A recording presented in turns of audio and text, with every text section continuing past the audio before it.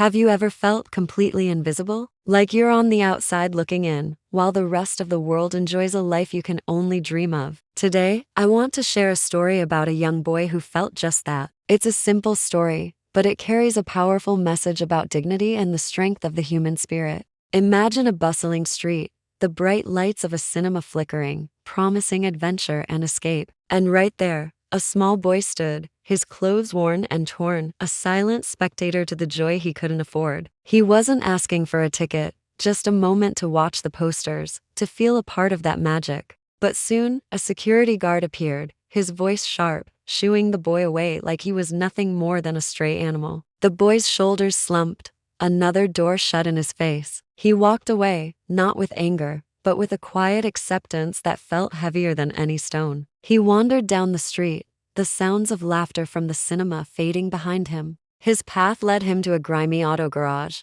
the air thick with the smell of oil and metal. Instead of despairing, he saw an opportunity. He walked up to the mechanic, a man with grease-stained hands and a tired face, and asked not for a handout, but for work, any work. The mechanic, surprised by the boy's earnestness, pointed to a corner filled with dirty tools and spare parts that needed cleaning. Without a moment's hesitation, the boy got to work. He scrubbed and polished, the thick black grease clinging to his small hands and seeping under his fingernails. It was hard, messy work. His arms ached, and sweat beaded on his forehead. But he didn't stop. He cleaned with a focus and determination that was truly remarkable. He wasn't just cleaning tools. He was proving his worth to the mechanic, and more importantly, to himself. Hours later, when the job was done, the corner of the garage looked transformed. The mechanic watched the boy, a glimmer of respect in his eyes. He reached into his pocket and pulled out a few coins. It wasn't a lot of money,